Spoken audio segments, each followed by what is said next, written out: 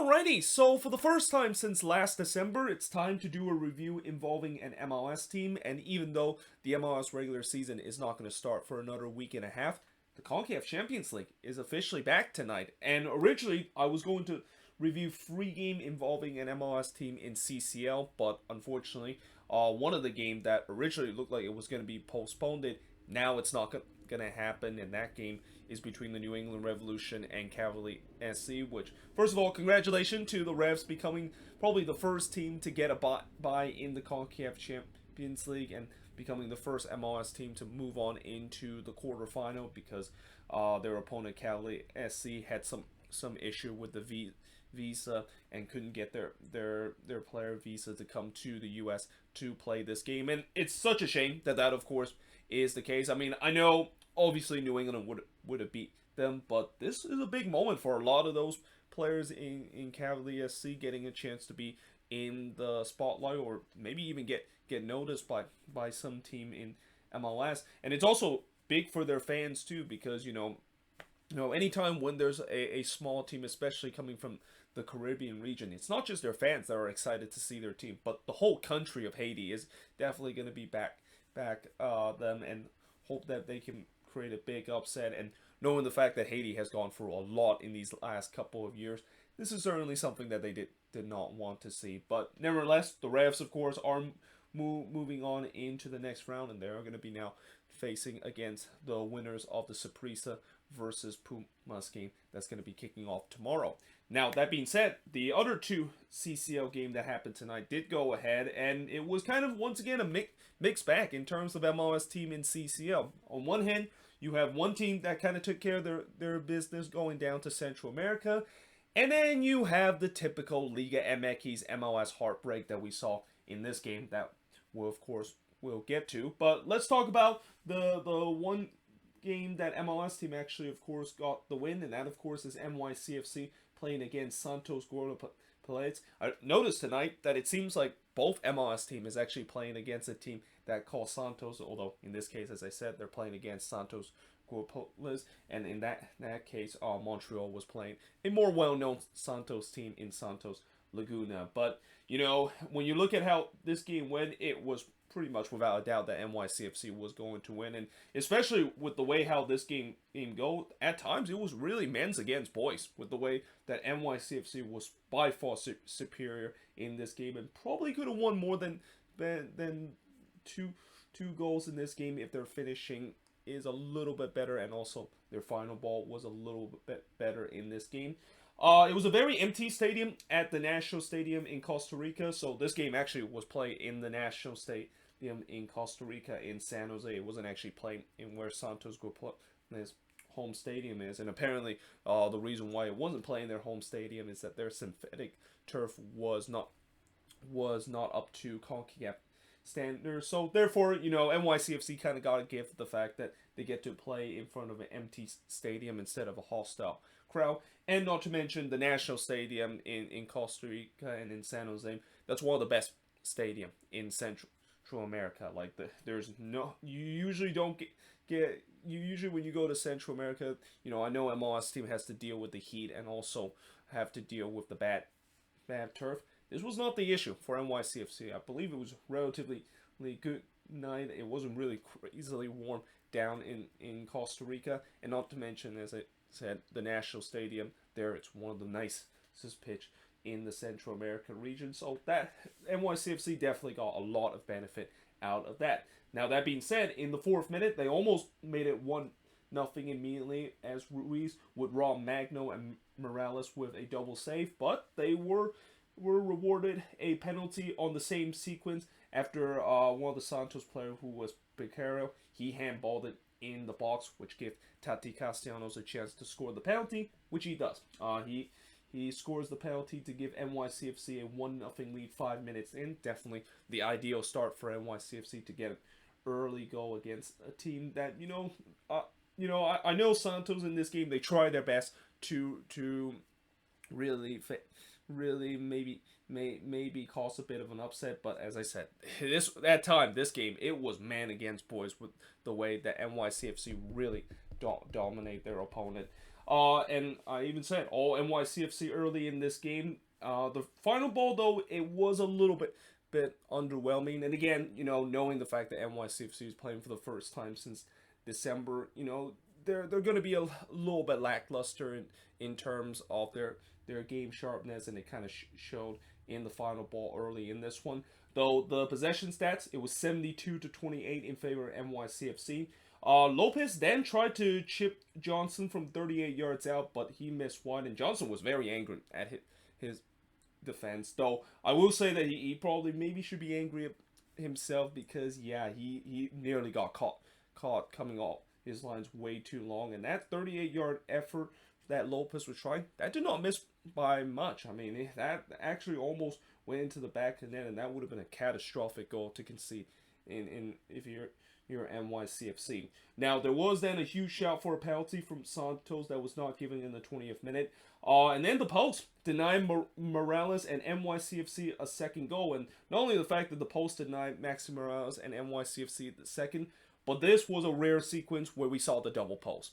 I mean, I don't know how this happened, where somehow Maxi Morales hits this one on the top part of the post, and then somehow it bounced down, and it must have took a wicked spin, because somehow in some way it actually bounced back onto the top part of the post. Like, that was just something out of the ordinary there, and probably right up there in terms of a sequence like the double post that we saw a couple of years ago, where you just simply cannot explain it with physics of how in the world did that happen.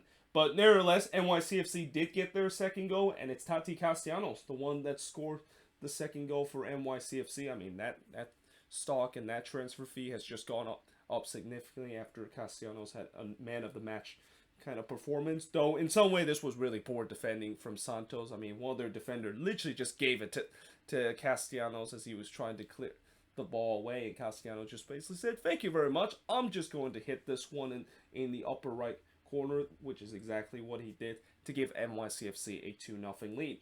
Morales then drive a 24-yard free kick wide in the 36th minute before Mason puts it high after Johnson clears it right into a Santos player. And again, I thought that back line and Sean Johnson in this game very shaky early in this one, and there was a couple of times that Santos could have easily capitalized on some of the mistakes that this NYCFC backline made, but it was not meant to be, at least at that point in the first half, as we go into halftime with NYCFC leading 2-0. Now in the second half, I thought it was a promising start for the host, though Magno then puts it wide on the volley after, actually he puts it wide on the volley as the flag went up, so even if he would have scored, this goal wouldn't have counted.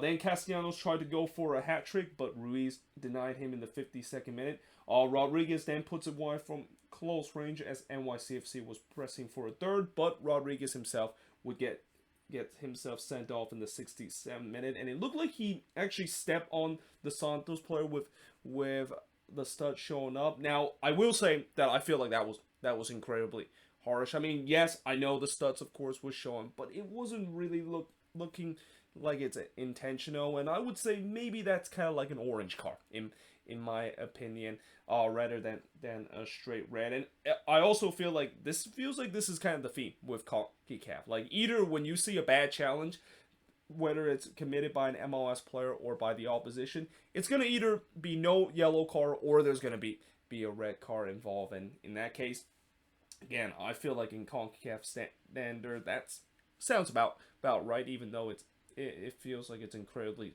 really soft, and that if that happened in MLS, I'm pretty sure there's going to be a lot of people that's going to be grilling Pro about another bad call that they made. But again, it's CONCACAF. You're going to see some bad refereeing and some fouls that maybe is either a little bit too excessive or it's not excessive enough. Santos then started to get more possession as NYCFC looked to just pack it in. So, after that red card, it was kind of predictable that Santos was trying to go for maybe they have a chance to get one back, and NYCFC was just looking to try to sit back. They did hit their first shot on goal in the 85th minute after Mason hits one straight to Johnson, but that was really the only good chance that they had throughout the man advantage. As in the end, NYCFC able to walk away with a 2-0 victory against Santos in this first leg, and the shots in this one 14 shots compared to 11 that Santos had, but the shots on goal really tells the story of this game. 6 shots on goal compared to just 1 that Santos had. 7 shots off target for the 6 that NYCFC had. 3 shots that was blocked for the 2 that NYCFC had. And possession-wise, 60% possession compared to 40% possession that Santos has in this game. And again, it's a relatively comfortable win for NYCFC. And even though I know in the second leg they will not have Santi Rodriguez, I expect they should either able to get a win in that second leg, or they're just going to be moving on into the next round, because again, the golfing talent in this game was clearly in favor of NYCFC, and I just don't see how Santos is going to be able to come back from this. Now, speaking of Santos, let's talk about the Mexican Santos, as they were playing against Montreal. And I'll tell you what, for Montreal, I thought they had it. I thought they were able to pull off something that not many MLS team is able to do, which is get a draw in Mexico and get a draw in one of the places that seems to be the house of horror for MLS team whenever they go down to the Estadio Corona to face against Santos Laguna. Now, early on, they thought that they actually got a 1-0 lead, as in the 5th minute, Kyoto basically puts it into the back of the net. I even wrote 1-0 in favor of Montreal, and even wrote Kyoto, of course, got the goal assisted from Mihajlovic. But then, after I wrote that, I realized that they were actually going to go to VAR. Remember, this year, CCL is finally going to be implementing VAR, and apparently they was checking whether or not if Lapinlainen actually foul one of the Santos player that led to that attacking sequence, and in the end, he did foul him. And I think it was the right call, one of the few times that CONCACAF is actually able to get the right call, and especially the first time we've seen VAR being used in this competition. It's I didn't expect that they would, of course, get the right call, but they did in this case, and that, of course, chopped off Kyoto goal. And yeah, that's got to be an early heartbreak for Montreal, because it's already tough to try to score against a Liga MX team, but especially to score so early and only have it to be chopped off, that has to be a very demoralizing kind of thing for Montreal to go through. And apparently that's something that they kind of suffer throughout the entire first half, because that seems like it was a wake-up call for Santos, because after that goal was chopped off, they really started to press to get that opening goal. Brisa denied Aguirre in the near post. What a game this was for Sebastian Brisa. And, talk about heartbreak. I got a feel for this kid. He just played lights out in this game and was really trying to stood on his head as long as possible to give Montreal a 0-0 draw. And this game also maybe give a case that he is going to be the starter for this team, and maybe ends that discussion of who exactly is going to be the starting goalkeeper for this Montreal team. Is it going to be Brisa, or is it going to be Pantemis? But 4 minutes later, Lozano blasted wide from long range before Cervantes shot is deflected wide from 21 yards out. And I immediately wrote, Montreal, they need to ride out the storm, because we've seen this before, where Santos, once they get into their game, they can eventually break through for the opening goal. And I know I've said before in my video that I made a couple weeks talk about, well, not a couple of weeks, but a couple of days, talk about which MLS team most likely can win CCL, and I talk about how Montreal maybe got a little bit lucky, the fact that Santos is not in the best of the form. Believe me, this is still Santos Laguna, and even if they're not in their best form, they'll provide a big threat, especially when they're playing at home. And early on, the shots was 7-1 in favor of Santos, 62-38 in favor of Santos in terms of possession, and they almost took the lead in the 28th minute if it wasn't for Brisa with an incredible double save, both time robbing Aguirre. And then in the 38th minute, he robbed Aguirre again, this time on a point-blank header. And at that point, I think Aguirre must feel like he is completely snake-bit, because he just had 4 chances in the opening 38 minutes to score a goal, only for all 4 of those chances to be denied by Sebastian Brisa. Then Lozano hit one straight to Brisa in the 43rd minute before he just missed wide from long range in the 44th minute. I mean, I thought at time Montreal was giving way too much space to Brian Lozano. And when you give space to Brian Lozano, yeah, he's usually going to try to bury it. And I think Montreal was very lucky, the fact that Lozano, from what I heard, hasn't really been in the best form, and it's kind of no surprise that when your best player hasn't been in the best form, so goes as the team. But the shots was 12-1 in favor of Santos at the half. But Montreal, they survived the storm and the pressure that Santos put them in the first half, and they were able to head to halftime with a big 0-0 scoreline.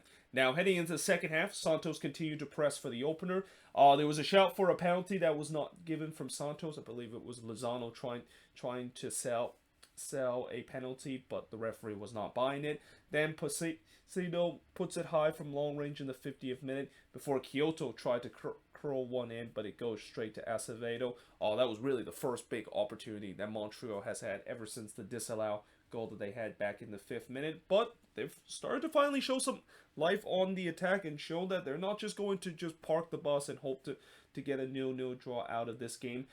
Torres then curled one just wide from long range before the new kid here blasted wide as momentum was clearly with Montreal. By the way, here the new kid, I thought he had a really good game and really grow into it as the game goes on. Then Suarez hits one straight to Briza in the 68th minute before Acevedo had to deny Kyoto from close range. And then on the other end, Doria puts it high on the volley, and all of a sudden, both teams was pressing for the opener, and it seems like this one was up for grabs, which, if you're Montreal, I'm not quite sure that's kind of the game you want to play. You don't want to get into like a very open end the game against Santos, because while you might get a chance to maybe score an away goal, you're also most likely going to get a chance to concede, because as the time kind of winds down, it seems like maybe Wilfred Nancy was trying to get this team to just pack it in a little bit and trying to steal that 0-0 draw, and it looked like that was going to be the case until in the 87th minute, as Sarho would score to give Santos a 1-0 lead. By the way, if I butcher these Spanish name badly, I do apologize, but yeah, I mean, that has to be a really heartbreaking goal to concede, and a goal that probably should have been prevented,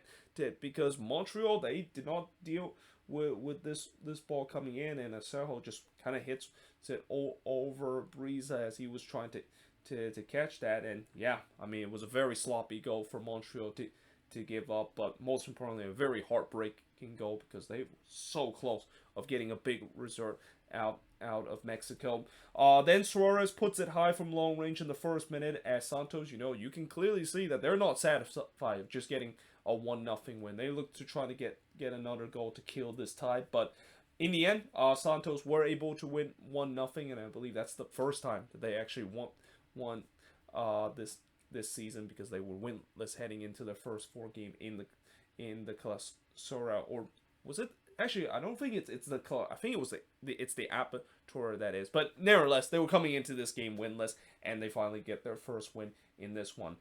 Shots in this game, I mean, this pretty much showed that Santos deserved the win. They had 26 shots in this game compared to just 7 that Montreal has. 8 shots on goal per the 2 that Montreal has. 10 shots off target per the 2 that Montreal has. 8 shots out of block per the 3 that Montreal has. In possession-wise, 51% possession compared to 49% possession that Montreal has in this game. And, for Montreal, the good news is that at least they're still in this tie. I mean, obviously, it is definitely heartbreaking for them to give up a late goal. But, the good news is at least, they're still in this tie. If they can get a goal back in Montreal and at Olympic Stadium, all of a sudden, this tie is now dead even. Although I will say that the other bad news for Montreal in this game is that they did not get the away goal. And again, they could have got that away goal back in the 5th minute had it not been chopped off. And we've seen before where, it's obviously tough to try to get win down in Mexico, but it's can be even more tougher to try to get an away goal. And usually when we see MLS team don't get an away goal down in Mexico, usually that doesn't bode well for them going forward, even heading into the second leg. But at least the good news for Montreal is, even if they didn't get the away goal, again, if they can just score 1 goal or maybe score 2 goals in the game at Olympic Stadium, they of course will be able to move on to the next round. And judging by how this game of course went, I mean, yes, for most part of this game, Santos was the better team, but there's times that Montreal, they have shown some fight, and there was time where they could have maybe stole this one and get a 1-0 victory. I mean, especially in the second half when they finally started to kind of open themselves a little bit and tried to go for it. There was times where they really put Santos under pressure, and that, you know, they can do the same thing in the second leg, which, you know, at this case they have to do so, knowing the fact that they're down heading into the second leg. They could maybe score a goal or two to move on into the next round. But again, at the end of the day, this tie is far from over, and that despite the heartbreak that Montreal suffered in this game, they still have a chance to move on in the second leg. But either way, hope you guys enjoyed this video. If you do, make sure you guys leave a like, smash the subscribe button. Let me know in the comments below, what do you think of both of these games? And, you know, tomorrow we have 3 more games in the Concacaf Champions League, but I will not be doing a review for any of them because no MLS team is involving in tomorrow game, and I'll only do CCL review if an MLS team is going to be involved. But the good news is, on Thursday we got the Seattle Sounders and the Colorado Rapids involving in CCL, and I'll be expecting to basically do a review of both of those games when those 2 games happen on Thursday. But until then, hope you guys enjoyed this video. If you do, make sure you guys leave a like, smash the subscribe button, and yeah, I of course will see you guys next time.